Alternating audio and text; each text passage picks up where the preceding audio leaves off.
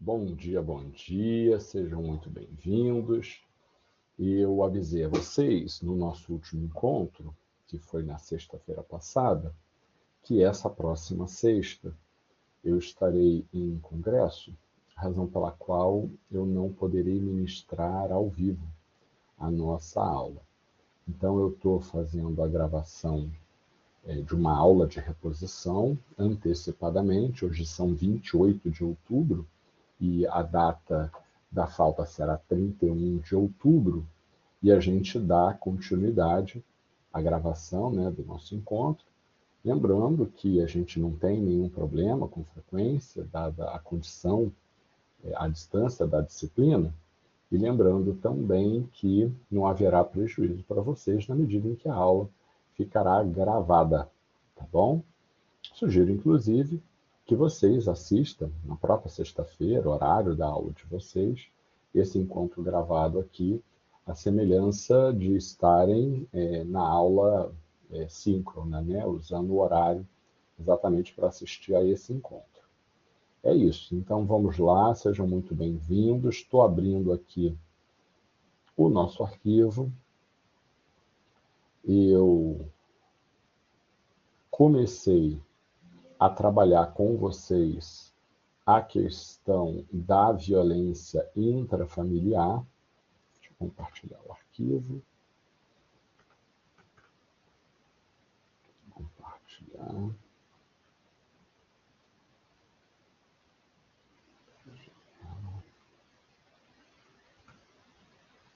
Foi. Então, vamos lá. A gente começou aqui, né? Falamos das antinomias no encontro passado, falamos de como o ECA, a Lei Maria da Penha, o Código Penal, o Código de Processo Penal, essas leis todas podem se permear uma outra, seja pelas regras de antinomia, seja pela teoria do diálogo das fontes. Entrei mais especificamente, né, no dano que as crianças e os adolescentes sofrem como vítimas de violência doméstica. Falei que a Lei Maria da Penha ampara as mulheres, inclusive as crianças, meninas, mas que a Lei Maria da Penha não se aplica aos meninos. E aí eu parei nesse slide aqui, tá? Que falava que a violência intrafamiliar pode ser considerada como qualquer tipo de relação de abuso praticada no contexto familiar, por qualquer um dos seus membros contra outro membro.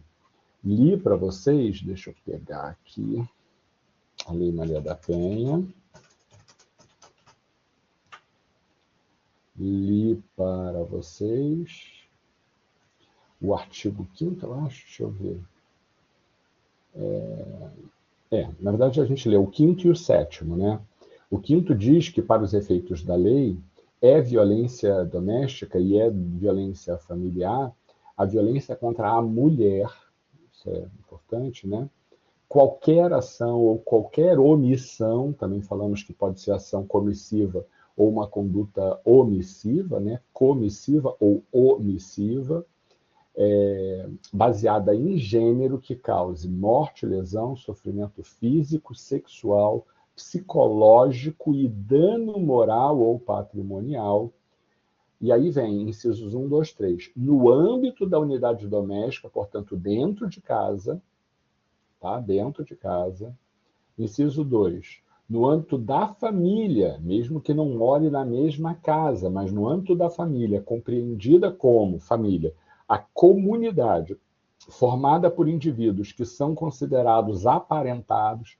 A gente viu em aulas anteriores o conceito de entidade familiar e percebemos que ele é bem mais amplo, né, do que pessoas casadas, simplesmente.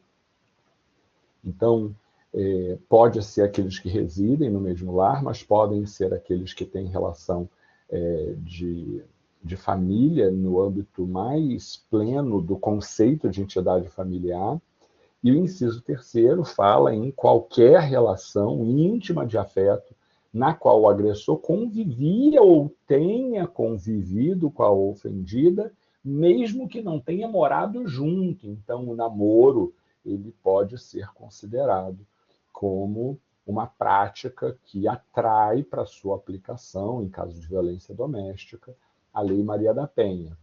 E aí não é, ou não são requisitos cumulativos, é óbvio, né? Isso é alternativo, acontecendo só o inciso 1, super ok, só o 2 ou só o 3, ok também.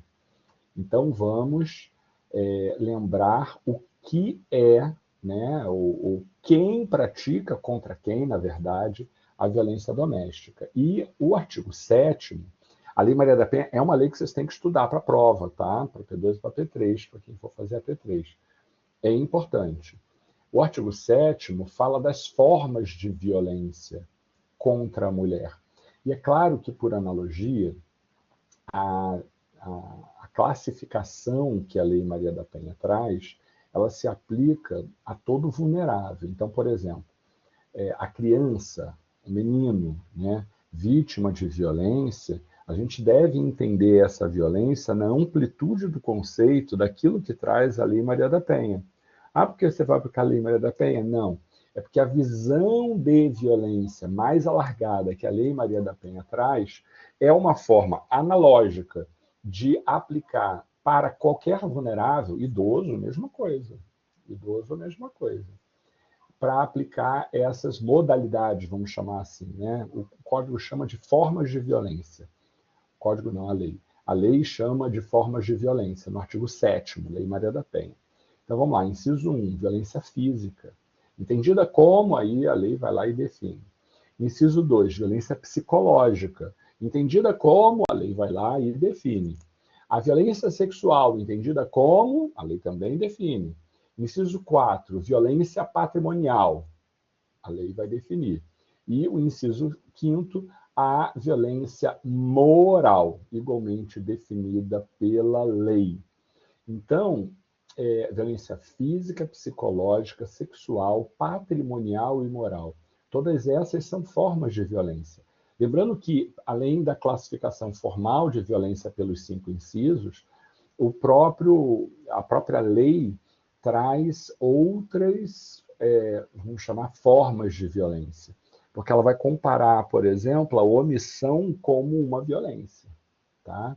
Então, tratar de forma indigna e daí por diante vai ser também caracterizado como violência. A gente vai encontrando isso na Lei Maria da Penha. Eu vou repetir. Ela não é uma lei gigante, é importante que vocês leiam a Lei Maria da Penha para nossa avaliação. Tá? E aí, diante desse contexto, foi que a gente parou. Agora eu vou seguir lembrando a vocês que nos casos de violência intrafamiliar, as ações de proteção trazem um desafio. Quando uma mulher chega à delegacia, por exemplo, dizendo que foi vítima de violência doméstica, é importante proteger esta mulher para que ela não volte para casa naquele contexto de violência após ter exposto o seu agressor. Se ela expõe o seu agressor, ela tem que ter a garantia de que ela tem a sua integridade física, a sua vida e a sua saúde preservadas. Então, algumas medidas são indispensáveis para que esta mulher permaneça segura após apontar o seu agressor e aquilo que ele faz com ela. É importante que essas medidas garantam a proteção dessa mulher. E como o próprio slide diz aí no primeiro item, nos casos de violência intrafamiliar, as ações de proteção trazem um desafio, porque a intervenção para conseguir fazer com que essa proteção aconteça pode gerar, entre outras coisas, o afastamento da criança e do adolescente da convivência familiar. A gente viu quando tratava de guarda, a gente viu quando falava de poder familiar, a gente viu quando falava de criança em vulnerabilidade, que não é fácil, não é comum tirar poder familiar de pai e de mãe, né? Poder familiar é uma coisa que só vai ser tirada com devido processo legal, com contraditório, com ampla defesa e vimos que a preferência é de tentar manter sempre a criança na família natural, na família biológica. Mas, repito, uma vez havendo indícios de que essa família vive violência doméstica, a gente não pode permitir que essa criança continue submetida a essa situação de violência. Proteções, né, ações de proteção, ações de afastamento, seja da criança, seja de um dos genitores, vai ser necessário exatamente para garantir essa proteção da vida, saúde e segurança. E quando a saída da criança do lar, porque tanto o pai quanto a mãe ou são agressores, ou um é agressor e o outro é omisso, não adianta querer manter a criança. Se eu tenho um pai agressor e uma mãe omissa, e eu tiro o pai dessa casa, essa mãe omissa, quando esse pai retorna, ela não vai fazer nada. Então, o mais adequado é tirar a criança de dentro de casa. Mas a gente sabe que é complicado também, né, você deixar uma criança num abrigo.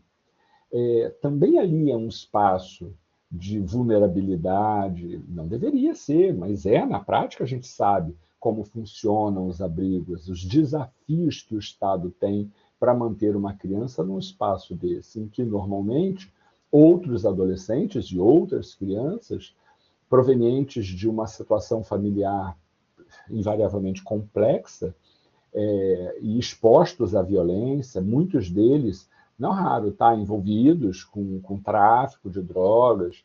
Colocar uma criança nesse ambiente é uma complicação. Então, preferir a colocação dessa criança junto da família, sem que isso cause risco à sua vida, saúde e segurança, é uma meta, mas é também um desafio.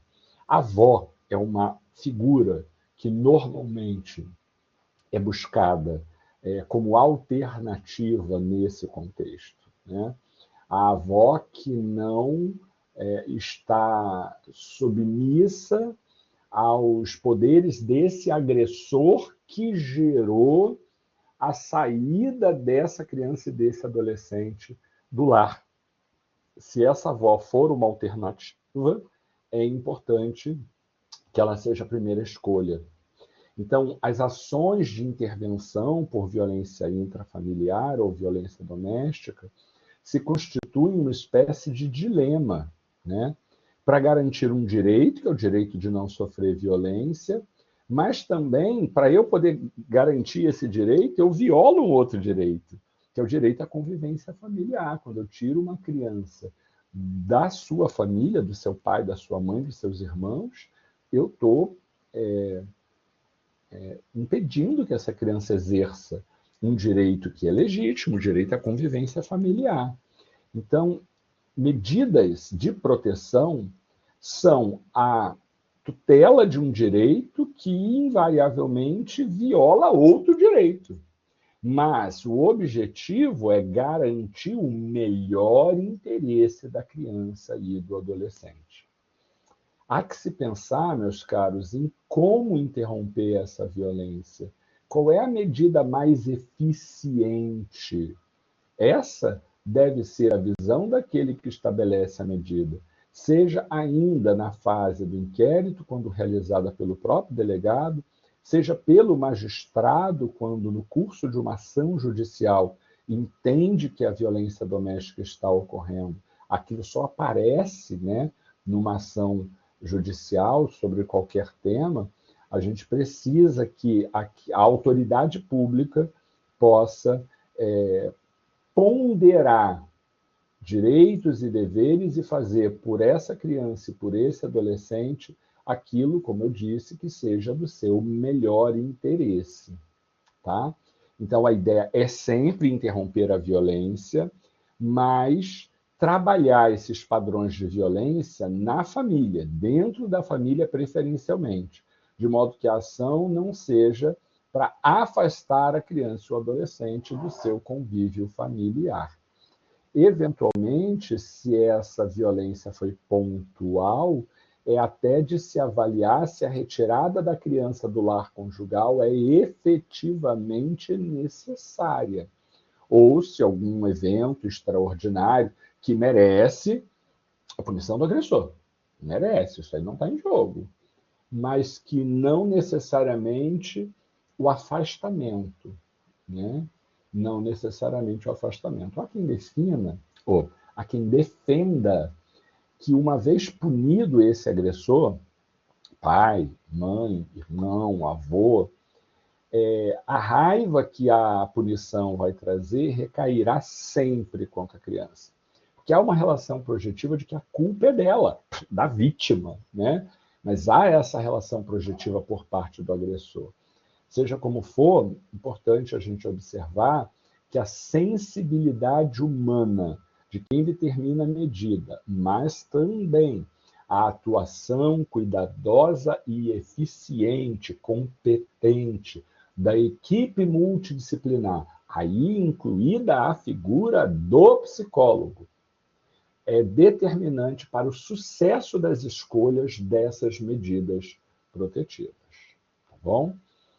É importante a gente lembrar que lá no Código Civil a gente tem os dispositivos legais que tratam do poder familiar.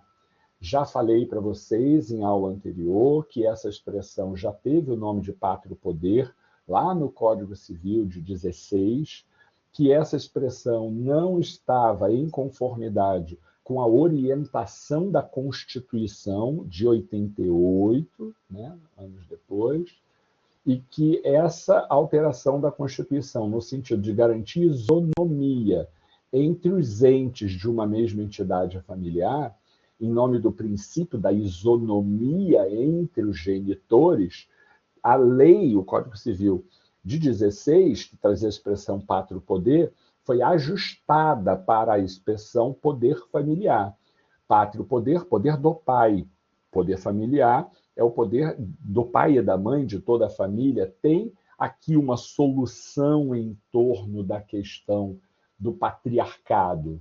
Mas a expressão, segundo Maria Berenice Dias, uma badalada importante, autora na área de direito de família, de proteção da infância, de proteção da mulher, de proteção do idoso, Maria Berenice Dias, ex-ministra, vai dizer que a expressão poder familiar não foi ainda uma troca boa, porque ainda que resolva a questão da isonomia, poder familiar, em nome da palavra poder, sugere que o pai e a mãe podem, elas têm ascensão para fazerem aquilo que desejam sobre os filhos.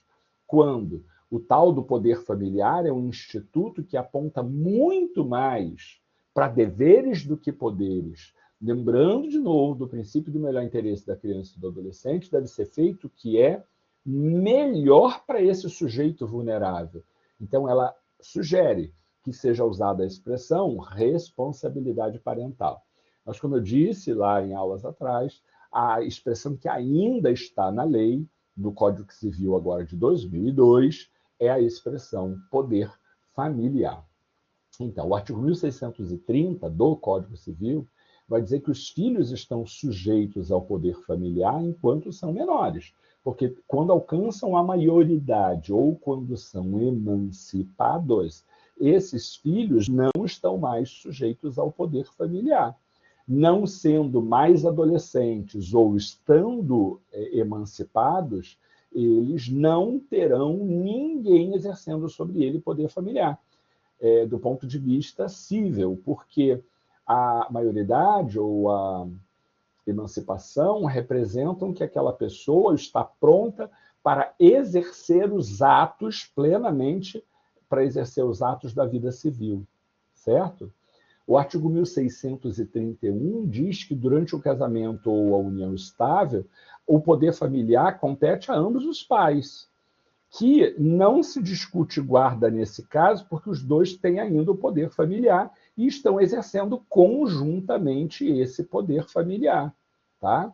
Agora, é claro, se um deles morre ou se um deles sai do lar conjugal, sem que tenha sido feito um processo formal de divórcio, de guarda e daí por diante, aquele que permanece no lar conjugal e tem a criança sob a sua proteção, exercerá transitoriamente, com exclusividade, esse poder familiar, até que uma ação de guarda seja discutida e a gente possa determinar se essa guarda será unilateral, excepcionalmente, ou uma guarda compartilhada, o que, em regra, determina que seja o Código Civil.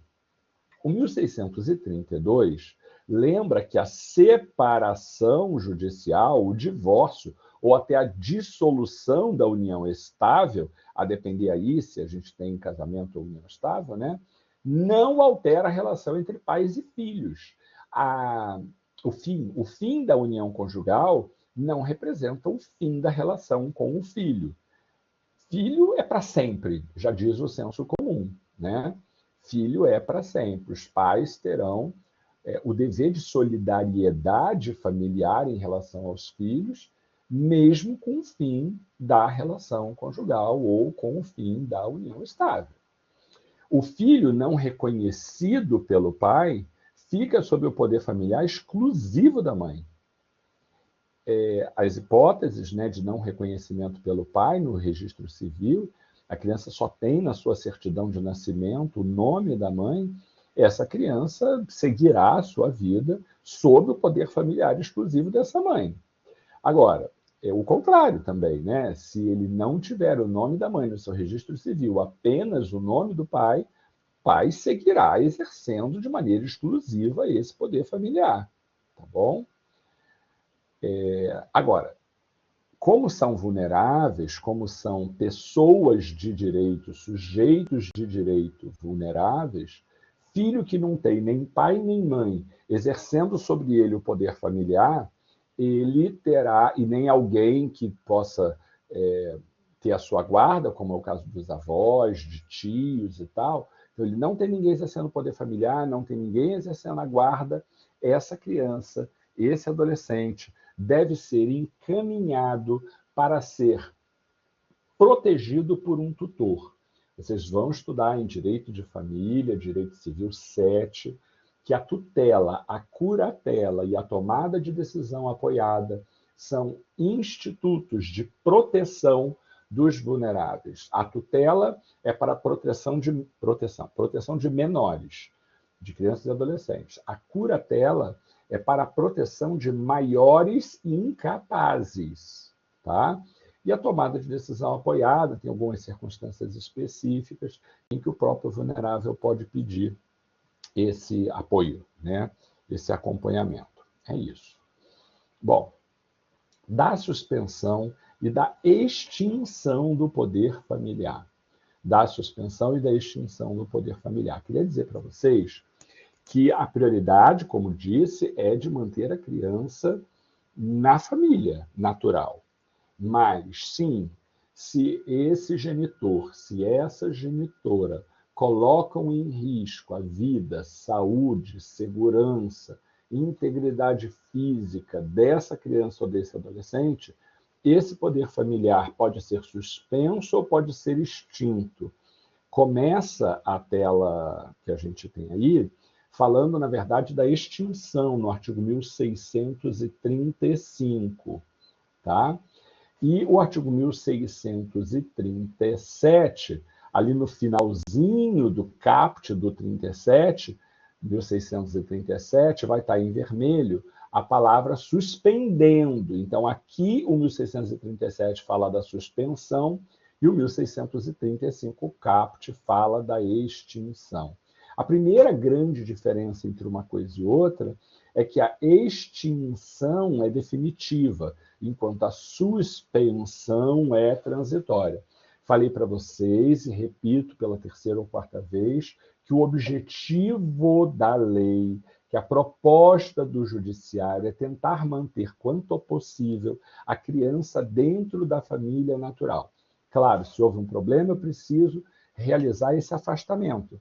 Mas esse afastamento vai ser temporário, portanto, haverá uma suspensão, mera suspensão do poder familiar, até que esse genitor ou essa genitora reabilitado possa voltar voltar a exercer o poder familiar.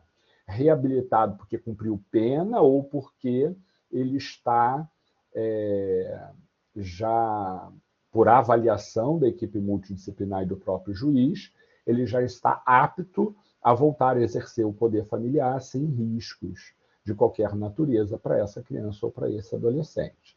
Então, vamos começar pela extinção, que é a aplicação mais grave, né, do afastamento do poder familiar. Diz a lei, tá? Diz a doutrina, na verdade, melhor dizendo. Diz a doutrina que essa extinção presente no 1635 precisa ser uma extinção definitiva, tá?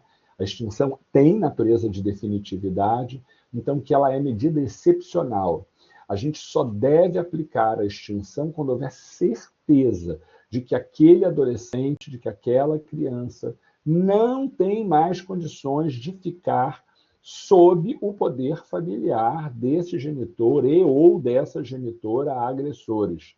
Porque se ainda houver possibilidade de reabilitação, de reaproximação, a regra aplicada é da suspensão até que esse poder familiar possa ser restabelecido. Então, a extinção, conforme orienta a doutrina, tem áreas de definitividade. Se você me perguntar, Nelson, você já viu casos em que o juiz extingue e depois reata essa relação? Já vi. Mas aí como é isso? É aquilo, né? A gente sabe que existem decisões e decisões. O que o juiz fez foi buscar a rescisão daquela decisão, né? Era uma decisão já transitada em julgado, e aí foi proposta uma ação rescisória e o juiz acatou.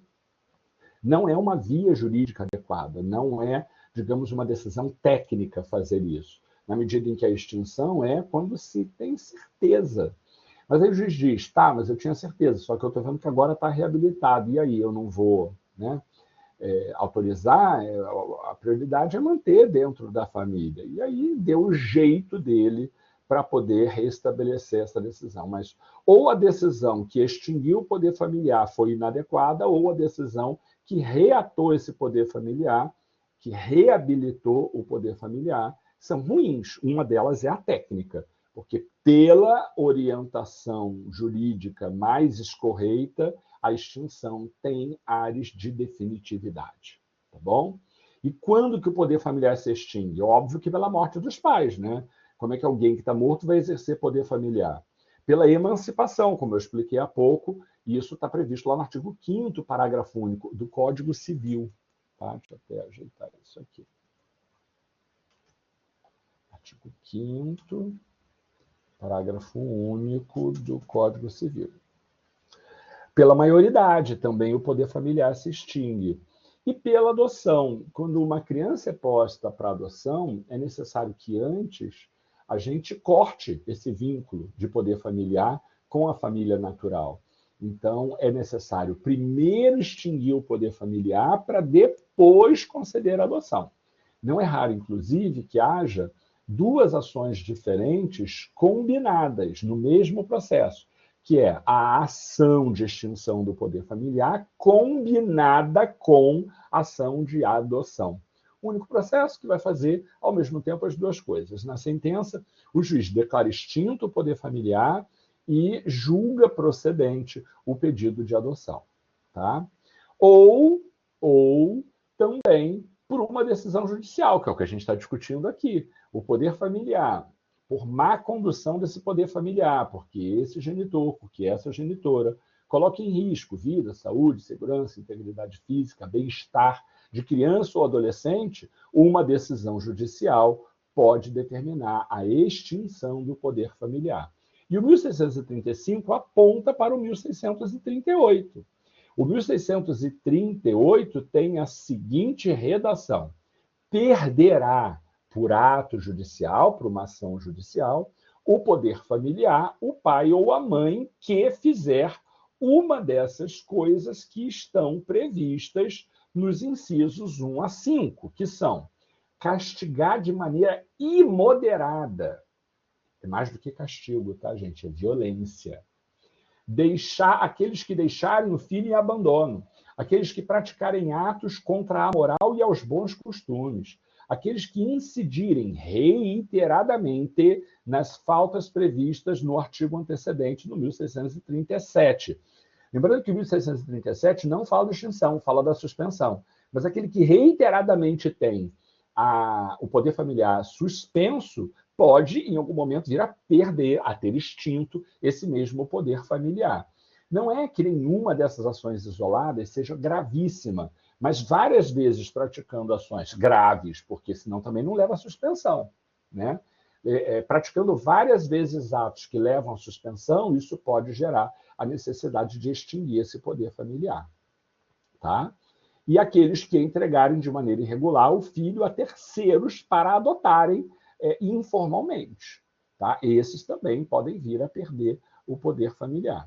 Então, eu estou voltando para o 1635, lembrando que, fruto de uma decisão por má condução do poder familiar, a gente tem previsão no inciso 5 do 1635 a extinção do poder familiar.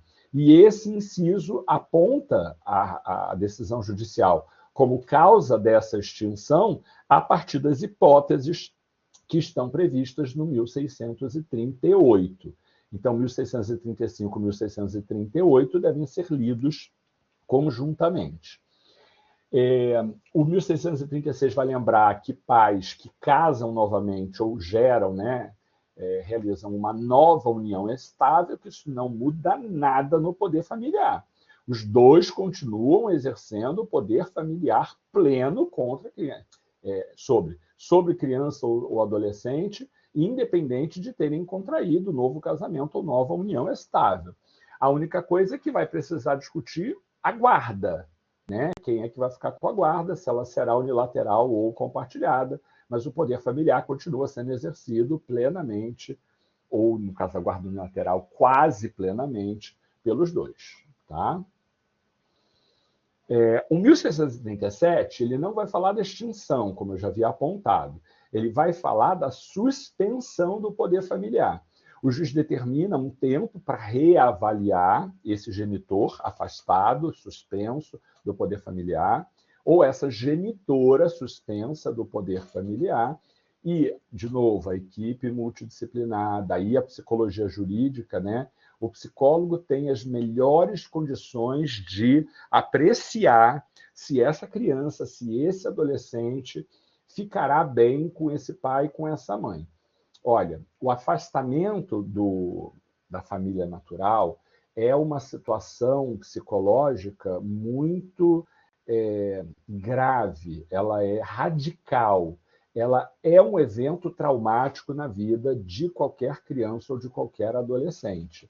Ser afastado do lar e não ter a referência paterna ou materna, que são indícios simbólicos de segurança, isso constitui, na verdade, um evento traumático em si mesmo na vida da criança ou do adolescente.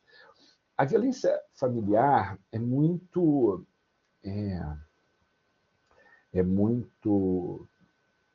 Está me faltando uma palavra forte. Ela é muito ruim, não me veio a palavra forte, porque ela acaba gerando para essa vítima da violência uma contradição interna muito grande. Para a construção da psique, os responsáveis são a pessoa sobre quem essa criança projeta esse senso de proteção, essa ideia de que diante daquela pessoa ou dentro daquele lar, ela está protegida. Se o agressor é exatamente um membro dessa entidade familiar, essa criança não está segura nunca. Nunca. Porque não há lugar para onde ela vá que a torna uma pessoa em segurança. Se ela está dentro do lar, ela está próxima do agressor. Se ela está fora do lar, ela está distante daquilo que representa a noção de proteção que é o lar. Todos nós, depois de um dia cansado, depois de um dia agitado, depois de passar por uma situação de violência na rua, eventualmente, a gente entra na nossa casa a gente tem essa noção de que, pronto, agora eu estou protegido. A ideia de conseguir dormir em paz passa pelo pressuposto de que esse lar é um lugar seguro. Morar na rua é uma experiência simbolicamente dramática, porque a pessoa, não tendo um lar, ela está exposta à vulnerabilidade, à violência, o tempo inteiro. Quem é que vive em condição vulnerável 100% do tempo e isso não a afeta? Isso não existe. Isso não existe. Então, seja morar na rua, seja conviver num lar com a presença de um ou mais agressores, essas são experiências simbólicas de vulnerabilidade que a gente precisa dar a essa pessoa, no mínimo, um acompanhamento psicológico necessário para que essa pessoa possa ser cuidada, reabilitada a encontrar a paz para que ela siga a sua jornada existencial. A Constituição, quando prevê a dignidade da pessoa humana, poder afastar o agressor de uma criança ou de um adolescente constitui ato de proteção da sua dignidade em última instância. E diz o 1637 que se o pai ou a mãe abusarem, é excesso, entende? Excederem no exercício da sua autoridade, ou se eles faltarem aos deveres que são inerentes a esses genitores, arruinando também, é uma outra hipótese, os bens dos filhos, o juiz pode aqui, para proteger a criança ou adolescente, requerer que algum outro parente, eu já sinalizei que a avó acaba sendo essa figura mais evidente, mais provável nesse cenário, ele requer a um outro parente ou ao próprio MP, o próprio Ministério Público, para adotar medidas que sejam adequadas para garantir a segurança desse menor e do patrimônio desse menor. Fazendo o quê? Suspendendo o poder familiar e dando transitoriamente, porque se trata de suspensão e não de extinção, e dando transitoriamente a guarda dessa criança para quem, de maneira adequada e que, da forma como convém, possa protegê-la enquanto o poder familiar está suspenso. Pode haver, depois da suspensão, essa é a lógica, né? Essa é a intenção. O fim aí desse período de perigo, a avaliação da equipe multidisciplinar entender que essa criança já pode voltar ao convívio familiar sem que isso lhe cause qualquer maior problema, ou que o próprio genitor, ele eventualmente afastado, o genitor ou a genitora podem voltar para esse lar e continuar exercendo em plenitude, de forma reabilitada agora, esse mesmo poder familiar. Tá?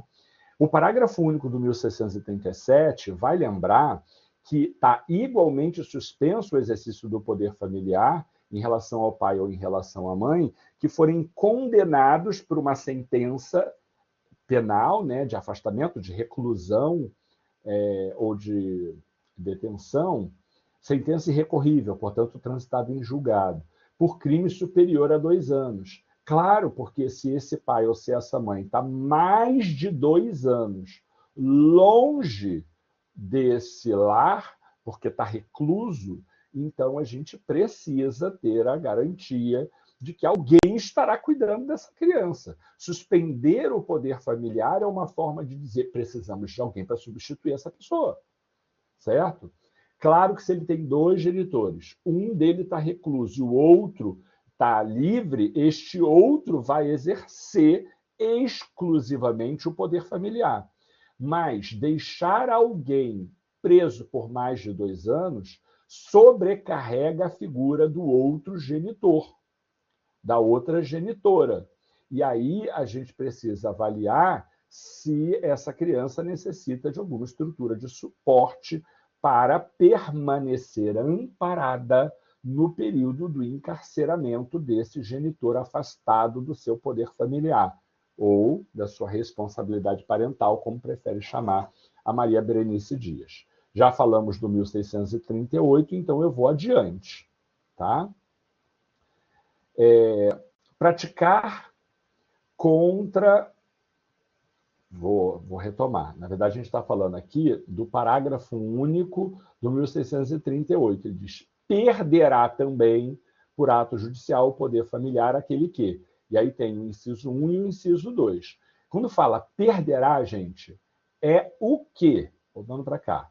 É suspensão ou extinção. Quando se fala em perderá, é extinção, tá? Então, parágrafo único do artigo 1638. Perderá o poder familiar. O poder familiar será extinto para aquele que... dois pontos. Aí vem, inciso 1.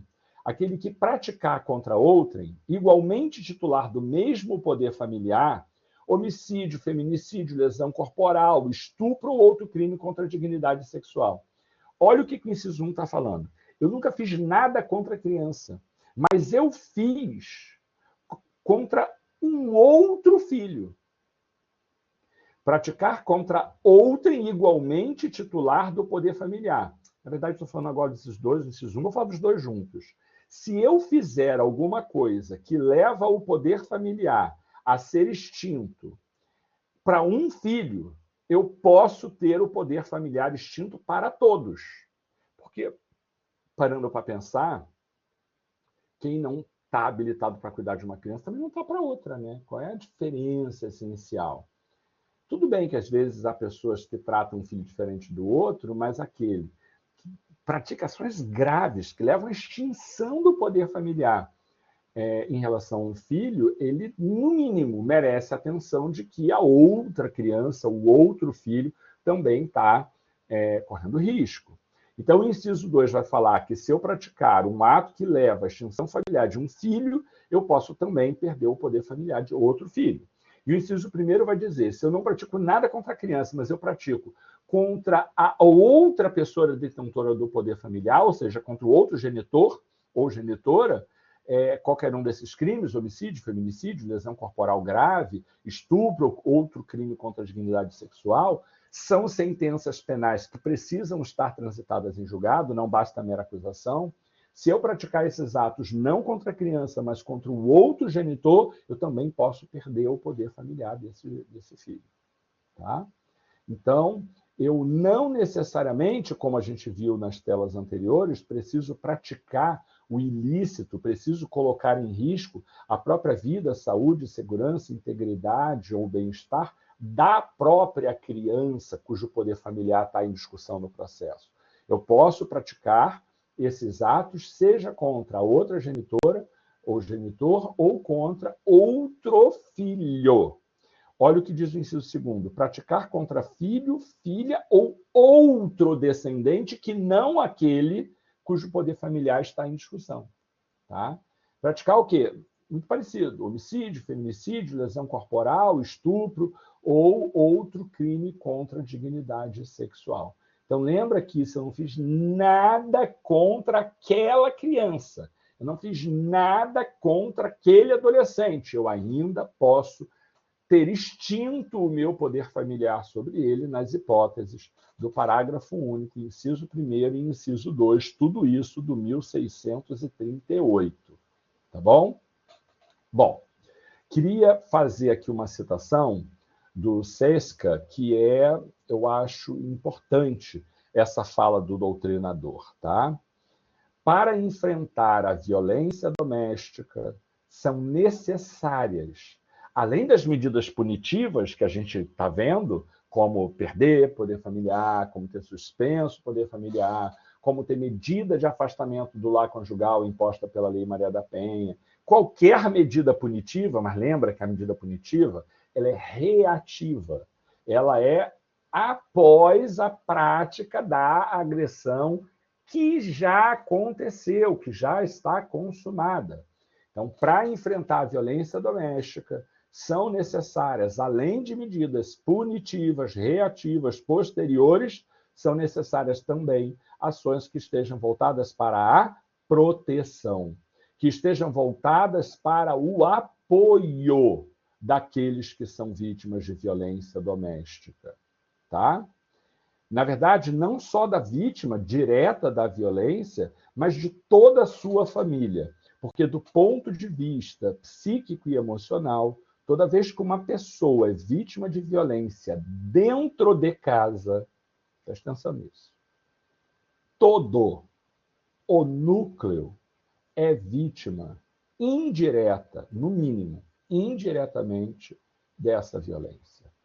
Um pai que bate na mãe, essa criança também é vítima de violência doméstica. A própria lei reconhece que quando um pai pratica violência doméstica contra a mãe de uma criança, ou o contrário, que não é comum, mas pode acontecer, só não vai ser tratado pela Lei Maria da Penha. Quando um genitor pratica sobre o outro violência doméstica ou intrafamiliar, a própria criança é vítima também de violência psicológica. Porque ver um pai praticando agressão física contra a mãe é uma forma de violência psicológica contra a própria criança. Filho que vê pai bater em mãe se sente igualmente ameaçado. Aliás, quem que na rua vendo uma briga não se sente ameaçado? As pessoas fogem, saem de perto, porque elas estão com medo diante da agressão praticada contra outra, de que aquela agressão chegue a ela também. Não seria diferente com relação a um sujeito de direito vulnerável, como é o caso da criança, como é o caso do adolescente. Entenderam? Então, a gente, é claro, vai tentar buscar a reabilitação dos agressores, mas o SESCA está lembrando para a gente que a gente não pode ter só medidas punitivas, a gente tem que ter medidas voltadas para a prevenção e para o apoio da vítima de violência doméstica. A gente não pode só colocar a tranca na porta depois que a casa seja arrombada. A gente tem que ter medidas preventivas para evitar o arrombamento, usando aqui uma metáfora clássica da minha geração. Tá bom? Bom, bora lá. As ações de prevenção e as ações de enfrentamento da violência doméstica, lembrando que prevenção é antes do fato acontecer e enfrentamento é após a violência acontecer, e eu estou me referindo ainda do sujeito de direito criança e adolescente, todas essas ações devem ter a participação efetiva de quaisquer instâncias do poder. Existe um sistema chamado Sistema de Garantia de Direitos, o SGD, que vai estabelecer regras de políticas públicas, de políticas afirmativas, de proteção da infância e da juventude, que orienta no sentido de que a gente deve ter ação de prevenção e ação de repressão. Na ação de prevenção, ela deve ser para prevenir a violência dentro daquela família e deve ser para trazer campanha de esclarecimento, orientação, campanha de educação mesmo desses comportamentos. E no campo repressivo, eu devo não só punir o agressor, como, ao punir o agressor, dar um recado social de que, veja bem, sociedade, quando alguém aí não respeita o direito de criança e adolescente, praticando violência familiar, essa pessoa é punida. Olha como é que está preso. Então, a punição, a condenação de agressores é uma forma, ao mesmo tempo, de punir esse agressor, mas de dar um recado social de maneira preventiva de que a violência contra a criança e contra adolescente, de qualquer natureza, física, psicológica, sexual, patrimonial, de que essa violência não será tolerada. As ações de prevenção e de enfrentamento da violência contra a criança e contra o adolescente, no sistema de garantia de direitos, essas ações estão ligadas às representações sociais dos atores do sistema de proteção. Cada parcela, cada fatia, cada ator, tá, do Estado vai ter um papel diferente dentro desse sistema de garantias de direitos. Cada um vai ter um papel, cada ator vai ter um papel.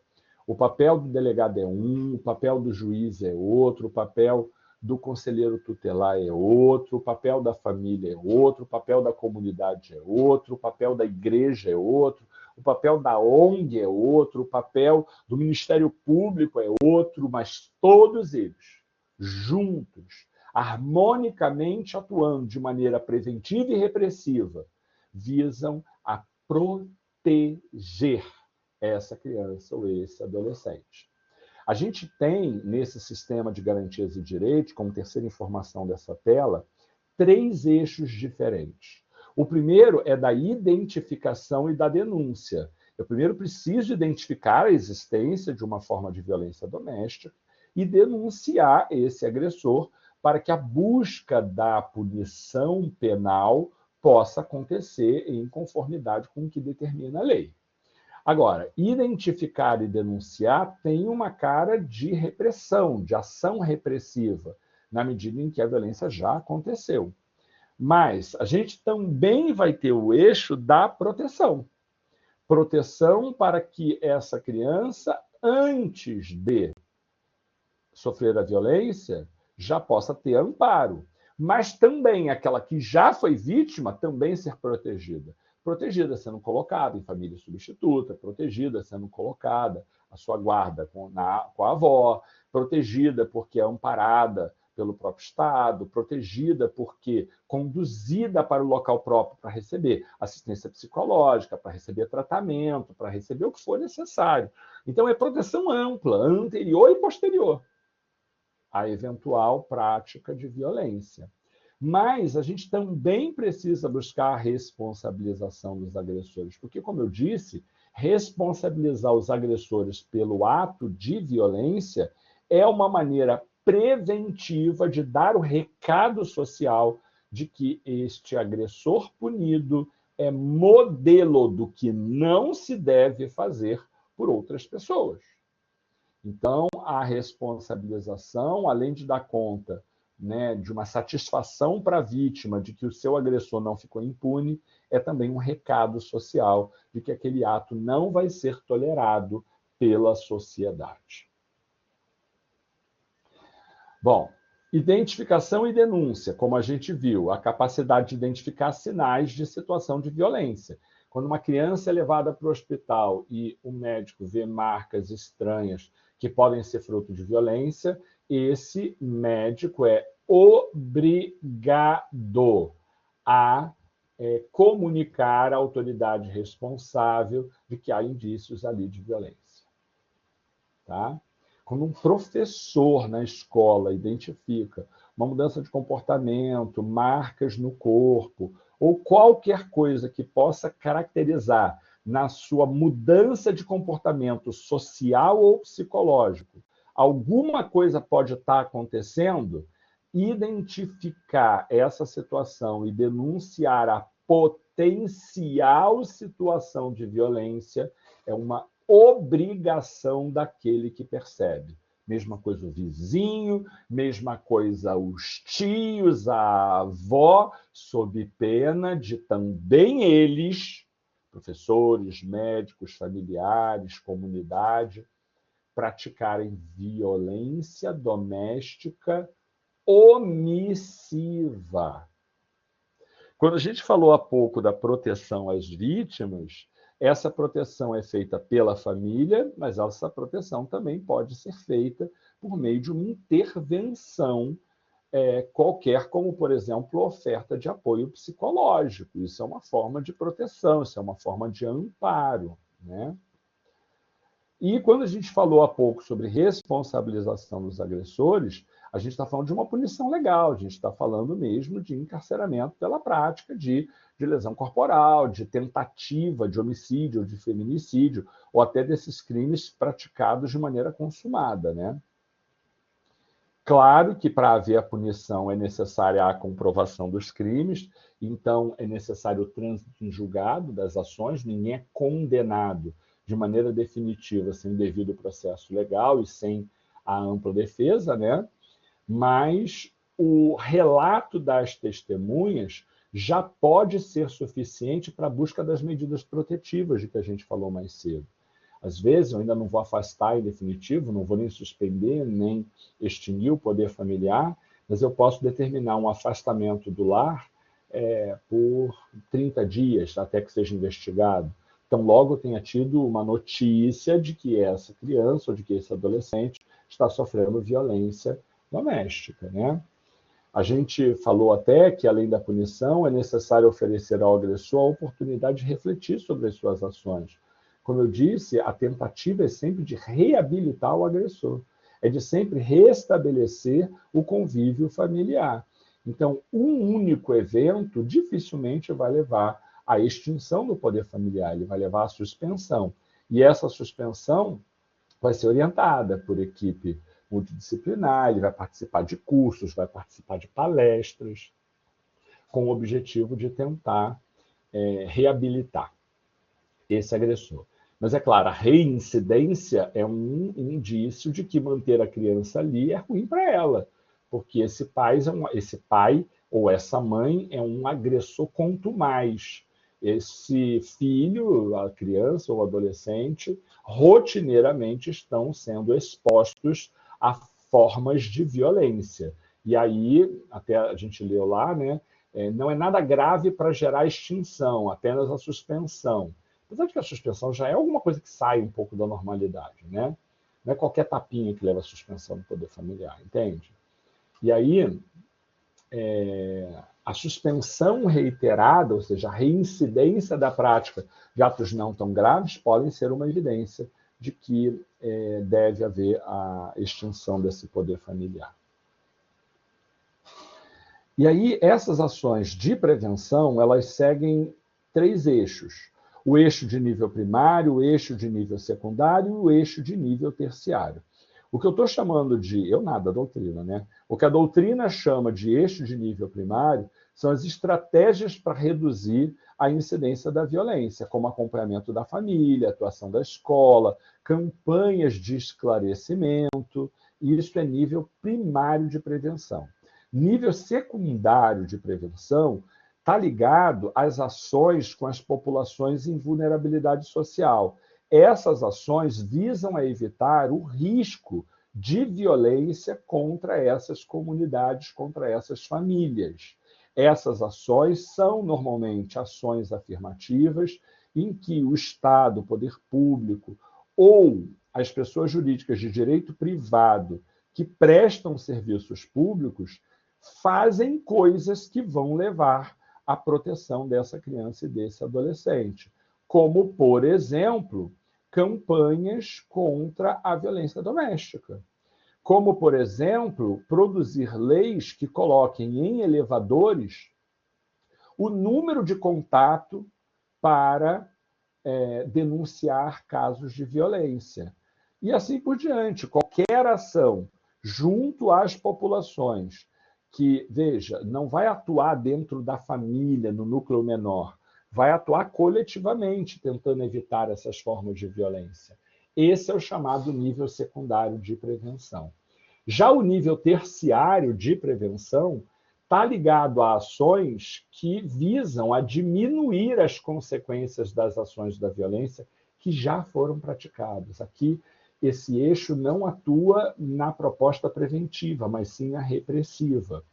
Então, qualquer coisa que possa gerar mudança de hábito, mudança de costume, mudança de cultura na prática de violência doméstica, ele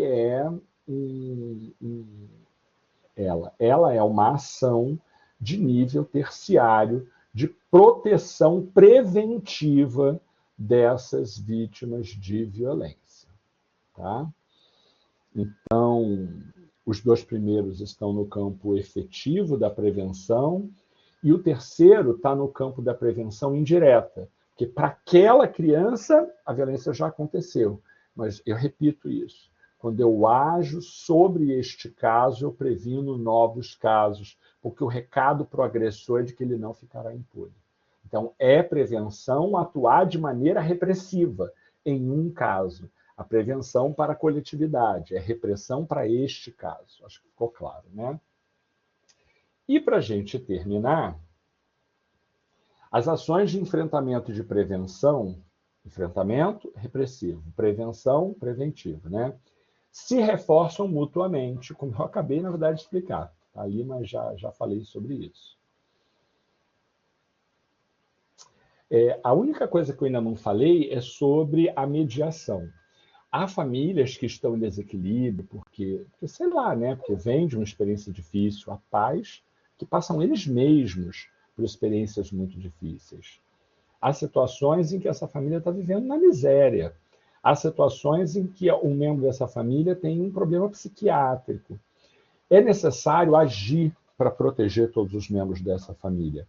E a mediação, ter alguém isento, fora dessa família, estabelecendo o chamado meio de campo, né, na metáfora futebolística, estabelecendo esse meio de campo para que todos permaneçam ali protegidos, essa é uma maneira de conseguir fazer com que essa criança, esse adolescente estejam protegidos sem intervenção do Estado. As chamadas medidas extrajudiciais no campo das... vou lembrar. É uma prática extrajudicial no campo da justiça restaurativa, lembrei. A justiça restaurativa visa tentar tirar um pouco da mão do Estado esse poder de fazer todas as coisas.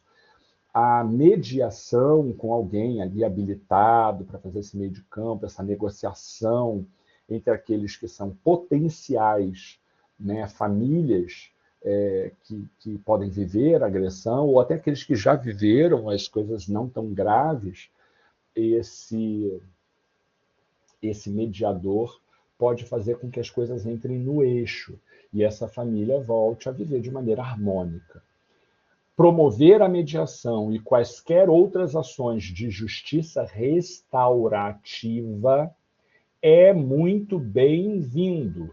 E, voltando aqui a essa tela, caracteriza uma medida de proteção à vítima numa ação de terceiro nível. Tá bom? Queridos, é isso. Estou voltando para cá para me despedir de vocês e dizer que qualquer coisa, me procurem. Vocês têm meu contato, né? Tá aí o Instagram, nelsontavarez.psicoterapeuta. Qualquer dúvida é só me chamar. Sexta-feira, portanto, agora não haverá aula. Eu já havia avisado isso a vocês na semana passada. Vocês podem aproveitar o horário para assistir a essa aula que a gente acabou de ministrar. Queridos, fiquem bem. Beijo para vocês. E até a sexta-feira, lá em novembro, que será não mais pelo Collaborate, mas agora pelo Teams. Ok? Beijo, beijo. Excelente final de semana para vocês, tá?